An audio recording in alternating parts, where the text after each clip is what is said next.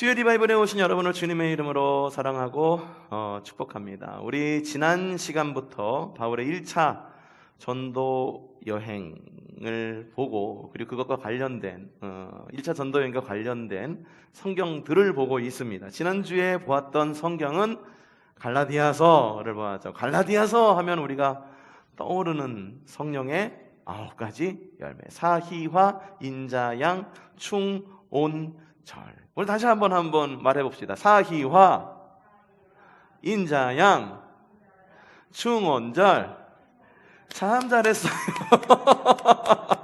예, 참 잘하셨습니다. 사희와 인자양, 충온절. 여러분들 이렇게 약자로 외우고 계시면 나중에 도움이 되십니다. 잘 알고 계시고, 무슨 내용을 뜻하는지 제가 나중에 한번 이 성령의 9가지 열매를 설교로 한번 시리즈로 한번 묶어서 한번 해볼까 생각하고 있어요. 몇 주 동안? 9주 동안. 그러니까 여러분 함께 집중하면서 들으시고요. 그리고 오늘은 야고보서 이야기를 들으려고 합니다. 야고보 하면 야고보 사도 이러면은 우리가 이 야고보 사도가 누구인지를 좀 볼 필요가 있는데, 이 저자인 야고보 사도는요, 예수님의 동생인 야고보 사도입니다. 누구? 예수님의 동생인 야고보 사도. 그 가정도 되게 풍파가 많았죠. 예수님이 첫째인데 맏형, 맏오빠가 이제 주님의 부르심 안에서 공생애를 시작하니까 제가 이상하다. 그래서 이 형제들이 예수님의 그 메시아 되신 그리스도 되심을 인정하지 않으려고 막 그랬었죠. 그래서 예수님이 막 사역하시는데 쫓아와서 예수님 좀 불러달라고. 예수, 저기 우리 아들인데 불러줘. 뒤에서 부릅니다. 예수님이 바로 만나주지는 않죠. 그래서 거기에 있는 사람들한테 이야기를 합니다. 누구든지 주님을 믿는 사람이 바로 내 형제요 자매다 라고 이야기를 하죠. 그리고 나서 예수님이 친척들 그리고 그 고향으로 갔는데 사람들이 벼랑에서 막 밀어서 죽이려고 그러지. 제가 제정신이 아니어가지고 저거 벌 받은 거야. 그래가지고 벼랑에서 떨어뜨리려고 죽이려고까지 합니다. 예수님의 가정사 보면은 좀 풍파가 좀 있었어요. 예수님의 부르심 때문에 또 그렇고, 다윗의 혈통이잖아요. 그렇죠? 다윗의 혈통인데 왕족이에요. 왕족인데도 그 왕족으로서의 삶을 누리지 못하고, 여러분 이미 신구약 중간기의 이 이야기를 제가 여러분에게 해드린 적이 있습니다. 궁금하신 분은 신구약 중간기 다시 찾아보시면은 내용을 아실 수가 있습니다. 자, 그래서 야고보가 이 예수님의 동생, 형제였던 거죠. 그런데 중간에 어떠한 일이 있었는지 전설을 통해서 들려오는 이야기들도 있고 여러 가지 이야기가 있는데, 어떤 변화를 통해서 야고보 사도가 예수님과 척을 진 것이 아니라 예수님의 제자가 됩니다. 이게 참 쉽지 않은 거예요. 가족들 가운데에 누가 사역을 한다, 아니면 누가 어떤 권위를 가지고 있다라고 했을 때 그 권위를 인정하는 게 참 쉽지 않아요. 근데 이게 의사의 권위, 법원의 판사의 권위 이러면은 참 이게 그냥 사회적으로 주는 그게 있잖아요. 그 사자 돌림이라고 하는. 근데 이상하게 그 목사라라고 말하면은 믿지 않는 집에서 목사다라고 했을 경우에는 어떤 그런 영적 위치보다도 네가 목사냐? 내가 어렸을 때부터 너를 봐왔는데 말이야 이러면서 좀 쉽게 생각하는 경우가 있죠. 예수님도 그랬어요. 그런데 야고보 사도가 주님을 주님으로 그리스도라고 인정을 하고, 초대 교회, 예루살렘 교회, 유대인 공동체 안에서 굉장히 영향력을 끼치는 중심적인 역할을 하는 사람으로 크게 성장을 합니다. 그 예루살렘 교회 중심을 하던 사람이 야고보 사도 그리고 베드로 사도, 이렇게 두 사람. 그래서 예루살렘 공의회가 열리죠. 안디옥 교회에서 바울과 바나바를 파송을 이방 선교사로 파송을 했는데, 이게 소문이 막 와전이 되고 막 거짓말이 막 불어나듯이 막 그래가지고 안 되겠다 싶어갖고 예루살렘 교회에서 바나바 그리고 바울 몇 사람 해가지고 예루살렘으로 보냅니다. 그래서 예루살렘에서 재판이 열리죠. 그것 가운데에서 바울과 바나바 그리고 이방인 선교에 힘을 실어준 사람이 바로 베드로 그리고 야고보, 예수님의 동생이었던 야고보 사도였었습니다. 그래서 야고보 사도의 이 이야기, 특별히 이 야고보서 같은 경우에는 그 종교 재판이 있은 그 직후 끝날 무렵이었던 AD 46년에서 49년 사이에 기록되었을 거다라고 이렇게 추측을 할 수 있고요. 특별히 야고보서의 경우에는 야고보 사도가 가지고 있었던 유대인적 특징이 굉장히 많이 들어 있습니다. 그리고 특정 유대인 종교 단체에 이렇게 보내졌는데 특정한 교회에 보내진 것은 아니고 그런 유대적 성향을 가지고 있는 그런 교회 공동체에 편지를 보낸 것이 바로 야고보서입니다. 신약의 잠언이라고 불리기도 합니다. 잠언하면 지혜서죠. 거의 이렇게 성도들이라고 한다면 어떻게 살아내야 되는지에 대한 그런 실제적인 잠언 이야기들, 그런 것들이 많이 담겨 있습니다. 구체적인 내용은 바로 이겁니다. 야고보서 2장 17절 말씀 한번 보죠. 야고보서 2장 17절 말씀. 야고보서 2장 17절 말씀. 자, 봅시다. 읽어봅시다. 시작. 이와 같이 믿음에 행함이 따르지 않으면 그 자체만으로는 죽은 것입니다. 그럼 믿음에는 행함이 반드시 따라야 되는 겁니다. 난 주님 잘 믿어. 거기까지야. 요거는 뭐라고요? 죽은 믿음이다 라고 이야기를 하고 있습니다. 무서운 이야기인 거예요. 굉장히 무서운 이야기입니다. 행함이 없으면 죽은 것이다. 죽음에 대한 생각 여러분 가지고 있잖아요. 그렇죠? 바로 그 죽음이에요. 그 죽음, 완전히 끊어진 것, 완전히 생기가 없는 것, 몸은 빳빳하게 굳고 동공은 풀리고, 그래서 더 이상 그 노릇을 하지 못하는 것, 사람 노릇을 하지 못하는 것, 그것이 바로 죽음입니다. 그러니까 믿음이 행함이 없다라고 하는 것은 사람의 모양은 있는데 그 안에 생기가 없는 거예요. 생명이 없는 거예요. 그러니까 행함이 굉장히 중요하다라고 이야기를 하고 있죠. 그럼 행함이란 무언가에 대한 내용이 쭉 적혀 있는데 왜 이런 내용이 야고보서에 적혀 있었느냐? 자, 첫 번째, 디아스포라 유대인에 대한 좋지 않은 소문들이 있었어요. 여러 가지 시련에 처해 있다. 교회 공동체가 있는데 어려움이 닥쳐 있는 공동체. 유대인 공동체인데 어려움이 닥쳐 있어. 그리고 일부 교인들이 형식과 위선에 빠져 있다. 이전에 가지고 있었던 종교성을 갖고 주님을 믿으려고 하는 거죠. 여러분, 신앙생활은 종교성으로 하는 게 아니에요. 종교성으로 하려고 그러면은 자꾸만 믿음이 곧 행위가 막 되려고, 행함의 어떤, 물론 야고보서에서는 행함이 없는 믿음은 죽은 거라고 그러는데 이 행함으로 내가 뭔가를 갖다가 이루려고, 내가 말이야 이러면서 뭣도 해봤고 학식과 지혜 이런 걸로다가 자꾸만 어지럽게 만들죠. 그러니까 일부 교인들이 형식과 위선에 빠져 있고, 그리고 사랑이 식어가고 있고, 가난한 성도를 멸시한다. 말과 행동이 거친 형제들이 있다. 그래가지고 성도들에게 좀 이렇게 상처를 주고 교회를 어지럽힌다. 그래서 위에 소문에 대한 이런 권면으로 뭐라고 이야기하냐면 하나님의 지혜를 구하십시오. 그리고 영적으로 성숙하십시오.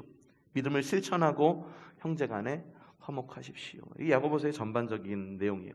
그래서 유대인들에게 전한 복음이기 때문에 구약의 인용이 꽤 많습니다. 산상수훈의 가르침을 구체적으로 언급하고 있는 것도 볼 수가 있죠. 자, 믿음과 행함. 그럼 믿음으로 구원받습니까? 행함으로 구원받습니까? 죄송합니다. 믿음으로 구원받습니까? 행함으로 구원받습니까? 이건 약간은 제가 함정을 만들어 놓은 질문이에요. 사실 믿음과 행함, 이 두 개는 좀 비슷한 면을 가지고 있어요. 우리가 좀 잘못을 생각을 하면. 우리의 구원은 사실 하나님의 은혜로부터 시작되는 거다라는 것을 우리는 반드시 기억해야 됩니다. 안 그러면은 내 믿음으로 구원받지라고 말하면은 내가 자꾸 뭔가를 이루려고 하고 하려고 하고 자꾸만 믿음이 곧 행함이 되어버리고 말아요. 이게 상보관계예요. 상보관계. 행함이 없는 믿음, 이거는 죽은 믿음. 믿음이 없는 행함, 이것도 역시 죽은 행함이다라고 하는 거죠. 자, 숲 길잡이 한번 보십시오. 자, 믿음의 시험, 믿음의 특징, 믿음의 역할 이래가지고 총 세 군데로, 세 부분으로 나누어서 이야기를 하고 있는 것을 볼 수가 있는데, 자, 믿음은 말씀에 순종하고 차별하지 않고 행동으로 증명하고 혀를 다스리고 지혜를 낳고 겸손을 낳고 하나님을 의지하는 것. 여러 시련이 있을지라도 인내를 배우라는 겁니다. 인내를 배우라고 하는 것. 하나님은 인내를 통해서 사람을 빚어가신다라고 하는 것. 반복되어 강조되는 야고보서에서 강조되는 내용은 하나님 나라를 위해서 살아라. 하나님 나라를 위해서 사십시오. 공동체를 위해 살아라. 그리고 남을 위해 살아라. 야, 이게 하나님 나라 그리고 공동체를 위해 살아라. 어느 정도 우리가 좀 인정할 수는 있을지는 모르겠지만 남을 위해 살아라라고 말하면은 야, 이거 정말 내가 남을 위해 살아야 돼. 구원도 결국 나를 위해 교회에 다니는 건 아니야라고 생각할 수 있는데, 행함이란 곧 뭐냐 하면은 우리가 다른 사람에 대한 행함이다라는 거예요. 그러니까 내가 무엇인가를 행한다고 그랬을 때는 내 유익을 위해 행하는 것이 아니라 남을 위하는 순수한 마음으로 행하는 거다.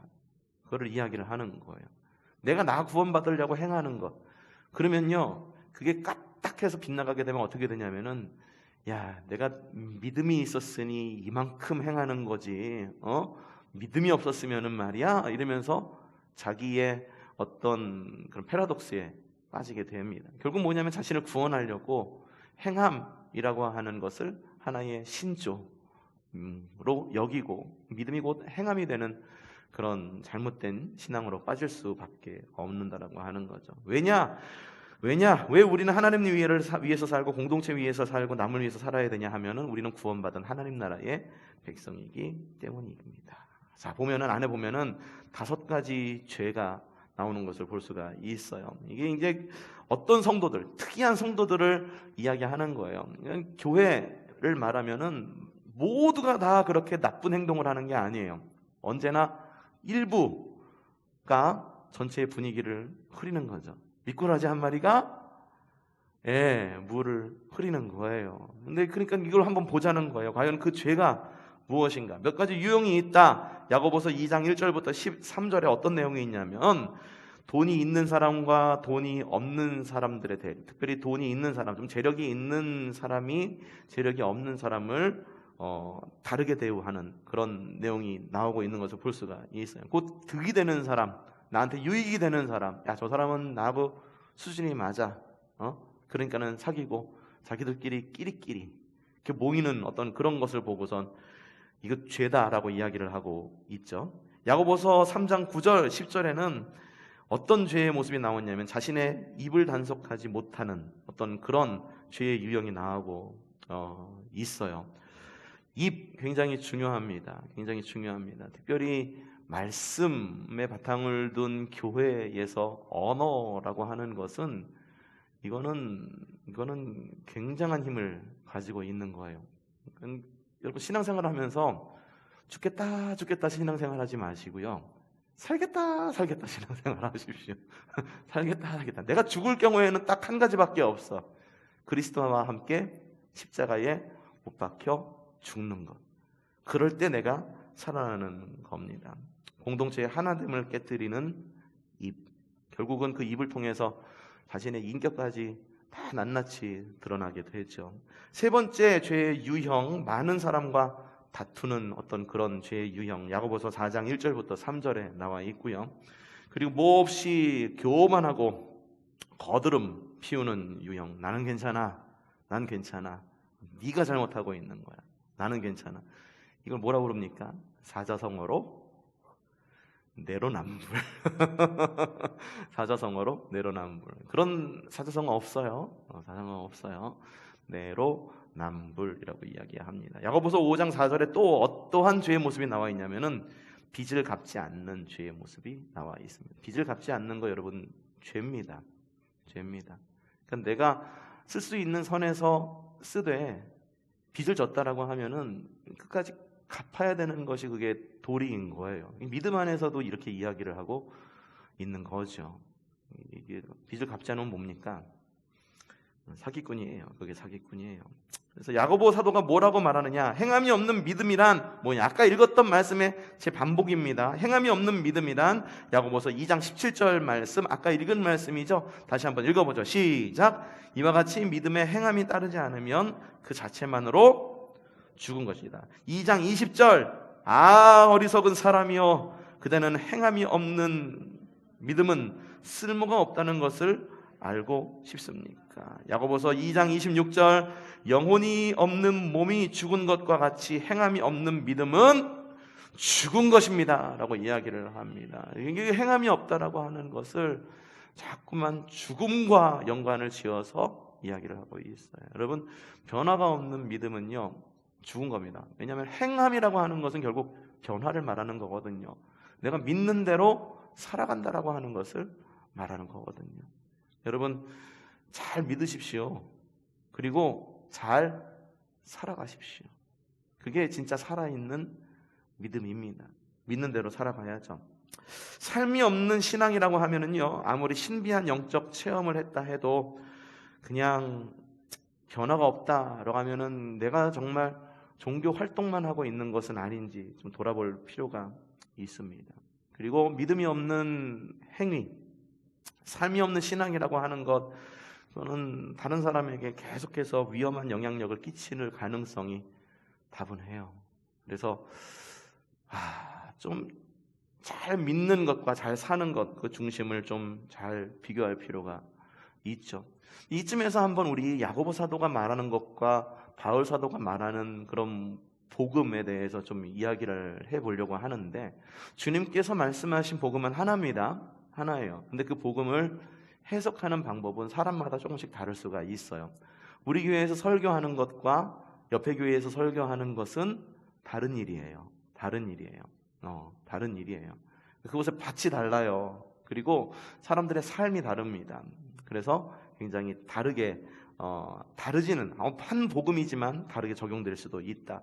그렇다고 해서 막 한 입으로 두 말하고 막 그건 아니고, 복음은 하나다. 진리다. 자, 바울은요 율법주의자들에게 관심이 있습니다. 율법주의에 얽매인 사람들. 야고보는 반면에 율법주의자가 아닌 자유사상가들. 그냥 이렇게 믿은들 어떠하리, 저렇게 믿은들 어떠하리, 내 믿음인데, 이런 사람들에게 관심을 두고 있어요. 강조점, 바울은요 믿음으로 하나님 앞에서 의롭게 되는 겁니다. 야고보는 행위로 사람들 앞에서 의롭게 설 수 있어야 합니다. 관점, 선물로 받은 믿음에 대해서 바울은 이야기하고 있고, 야고보는 진정한 믿음이란 무엇인가를 보고 있습니다. 결과 바울은 이러한 관심으로 인하여 그리스도 안에서 믿음을 통해 영원히 의롭게 되는 칭의를 이야기하고 있고요. 야고보 사도는 그리스도처럼 행함으로 매일 증거로, 행함이 곧 증거인 삶을 살아가라라고 이야기를 하고 있죠. 다시 한번 말하면은 바울은 믿음의 강조점을 둡니다. 믿음을 강조하고 있어요. 그러니까 믿음이 있어도 할례를 받고 율법을 지켜야 한다는 율법주의자들과 대립을 벌이고 있죠. 그래서 성경의 대부분을 보면은 바울의 이 신학이 많이 들어가 있습니다. 그래서 바울의 신학, 바울을 보면은 자기가 바리새인이었다라는 것을 계속해서 이야기를 하잖아요. 그래서 누구와 대적해요? 바리새인들과 대적을 하죠. 사두개인들과 대적을 하죠. 율법주의, 어디에 얽매인 것, 율법주의들과 대결을 한다. 어떻게 진정한 믿음으로 주님의 사역을 이어갈 것인가? 결국은 우리의 믿음과 행함으로 이렇게 주님의 사역을 이어가야 된다. 이게 바울의 관점이고요. 야고보 사도는요 믿음으로 행함의 관점을 두고 있습니다. 믿음에 기초한 행함을 강조하고 있어요. 그냥 자유주의자들, 야 믿음만 있으면 되지, 행함이 무슨 상관이야, 행함이 무슨 상관이야, 내 하나님과의 관계가 아주 좋아, 나 하나도 거리낄 것이 없어, 나 하나님 앞에서 온전해 라고 말해. 그러면서도 삶에 있어서는 안 그래. 그런 자유주의자들과 이 대결을 벌이는 거죠. 자, 여러분 한번 돌아봅시다. 자, 여러분은 율법주의에 가까운 것 같아요? 자유주의에 가까운 것 같아요? 어느 게 더 편하세요? 율법주의라고 말하는 것은 특정한 법칙이 있고 그 법칙 안에서 머무는 것, 그게 편해요. 그게 신앙생활인 것 같아요. 자유주의는 뭐냐면 믿음이 있어. 그 믿음 안에서 나는 무엇이든지 할 수 있다라는, 어디에도 속하는 것 같습니까? 자, 율법주의 나쁜 거 아니라니까요. 자유주의도 그다지 나쁜 거는 아니에요. 근데 그게 극단으로 치닫을 때 그게 문제가 되는 겁니다. 그 주의에서 거기 중간을 좀 잘 지키고 변치 않는 주님의 복음 안에서 우리가 온전히 균형을 잘 이루는 것이 중요하다. 자, 야고보의 관심, 성도가 어떻게 진정한 믿음을 증명할 수 있는가? 믿음을 증명하는 방법, 야고보 사도가 말하는데 그거는 곧 행함이다 라고 이야기합니다. 바울이 이야기한 것, 야고보가 이야기한 것 서로 다른 것처럼 하나는 율법주의에 대해서 경고를 내리고 하나는 자유주의에 대해서 경고를 내리지만 요 두 개는 결국은 상호 보완 관계에 있어요. 지나친 율법주의는 계속해서 남을 정죄하게 해. 지나친 자유주의는 뭐든지 해도 되는 것처럼 이야기해요. 근데 보통 사람은 제가 아까 전에 둘로 나눠서 이야기했잖아요. 근데 보통 사람들은 요 두 개가 혼재되어 있어요. 그래가지고 내가 편할 때 내가 편한 것을 선택을 합니다. 양다리를 거치는 거죠. 양다리라기보다도 그냥 거기 어딘가에 자리를 두고 있습니다. 근데 여러분 확실히 기억해야 될 건 뭐냐면은 복음은 하나이고 그리고 그 복음 안에서 합력해서 선을 이루는 삶. 주님이 바로 우리의 복음이 되시는 삶을 살아야 된다라는 것을 말씀을 드립니다. 오늘은 여기까지입니다.